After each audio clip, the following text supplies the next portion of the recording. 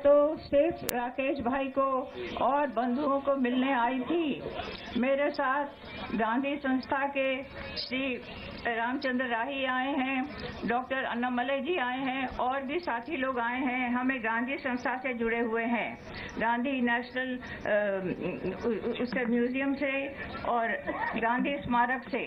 और मेरे साथ तमिलनाडु की बहन आई है और मेरे अपने सचिव आए हैं नीरज भाई। हमें 3 घंटे लगे दिल्ली से यहाँ पहुँचने में, लेकिन ऐसी अद्भुत यात्रा जीवन की कभी नहीं भूलूंगी मैं। और मेरठ, बचपन से ही मेरठ और हापुड़ तो ऐतिहासिक जगह रही है। इधर से गुजरना, जैसे कि मैं अपने पीछे के दिनों में चली गई जब गांधी का युग था और जब मैं बहुत छोटी थी और जब अहिंसा की क्रांति होती थी। आज मैं आप लोगों को नमन करने आई हूँ कि अगर आज हम जिंदा हैं तो आप लोगों के कारण। अगर किसान भाइयों का हित नहीं होता है तो हमारा देश का हित नहीं होगा, मेरा हित नहीं होगा। मैं किसी भी राजनीति दल के लिए नहीं आई हूँ। हमारे साथ कोई पुलिस एस्कॉर्ट नहीं है, कोई नहीं है।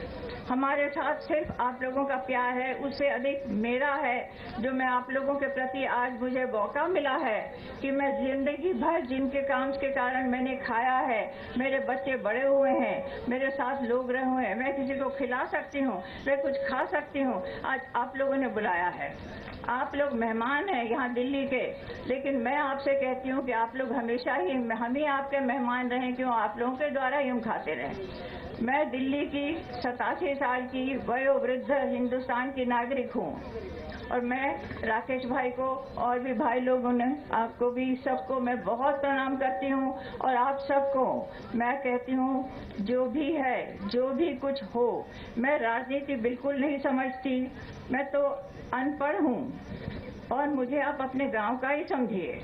मुझे दिल्ली की हूँ, लेकिन समझिए मैं आप लोगों की हूँ। और मैं आप लोगों से कहती हूँ, वयोवृद्ध अवस्था में मैं सिर्फ प्रार्थना करने आई कि सत्य की जीत हो, आप लोगों का जो अभाव है वो पूरा हो। और जो भी देश में हो, मैं सच कहूँ, आपके सामने इतना अनपढ़ व्यक्ति कभी नहीं आया होगा। मुझे गांधी जी की भी मैंने पोथियां नहीं पढ़ी हैं, उनके साथ मेरी 14 साल की उम्र तक अनुभव रहा है। और मातृशक्ति की भी वंदना करती हूँ जो बहनें यहाँ हैं, कि महात्मा गांधी आज उस जगह नहीं होते, हमारे राष्ट्रपिता, अगर उनकी सहधर्मिणी कस्तूरबा ने उनका साथ नहीं दिया होता। इसलिए मैं आज सब बहनों को भी प्रणाम करती हूँ, बहनों को, माताओं को, बच्चों को, सबको। किसान हित में हमारे देश का हित है, मेरा हित है। दिन सारे जीवन में जो मैं आभार युक्त रही हूँ, आज मैं सिर्फ उन्हीं को जिनसे मैंने लिया है उनको प्रणाम करने आई हूँ। अगर आपका हित नहीं होता है तो हमारा हित नहीं होगा। मैं कानून भी नहीं जानती हूँ, मैं भी एकदम से मैं अंधेरे में समझे तीर चला रही हूँ कि जो भी हो आपका भला हो, आपके परिवारों का अच्छा हो और आप यहाँ सदा मेहमान बने, अच्छी तरह से रहें, खुश होकर मेहमान रहें। ये एक बात और भी है कि हमने पर्यावरण को इतना दूषित किया है, मन को दूषित न करें। मेरी इतनी विनती है भाई बहनों से कि हमारे जो बच्चे हैं आज वो कल के नागरिक होंगे। राकेश भाई, मैं आपके द्वारा, भाई साहब, आप लोगों के द्वारा ये कहूँगी कि मन की हिंसा को हटाइए। मन की हिंसा होती है तो वातावरण को प्रदूषित करती है। आप लोगों में इतनी सच्चाई है कि आपको हिंसा की भाषा की आवश्यकता ही नहीं है। आपकी जो वजह है, जो आपके कारण है, वो सब इतने, उसमें इतना सत्य है कि सत्य स्वयं ही बोलता है। और मैं सोचती हूँ कि आप लोगों को मेरी तो प्रार्थना होगी। मैं आप लोगों की बहन हूँ, माँ हूँ, आप लोगों की मैं धरती की बेटी हूँ। आप लोगों का दिल्ली में स्वागत है, बहुत स्वागत है। मैं आज जो देख के आई, जैसे टेंट है, सब लोग बैठे हुए हैं, भगवान इस उम्र में मुझे ये दर्शन दिया तो मुझे लगता है जैसे मेरा जीवन सफल हुआ।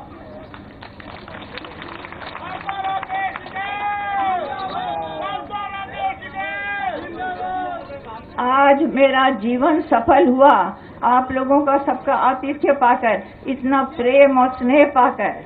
मैं बहुत खुश हूँ। बस मुझे लगता है कैसे मैं आप लोगों को कुछ खाना बना के न खिलाऊं।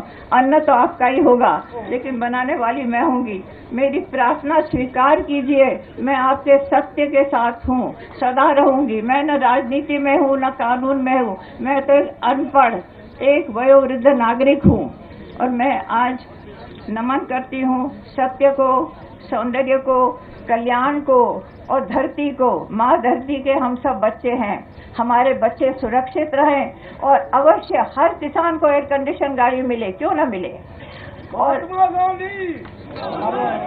गांधी मैं सत्य और अहिंसा की बात लेके आई हूँ और भगवान आप लोगों के आशीर्वाद से मेरे बचे कुचे जो भी क्षण हैं जीवन में वो हों।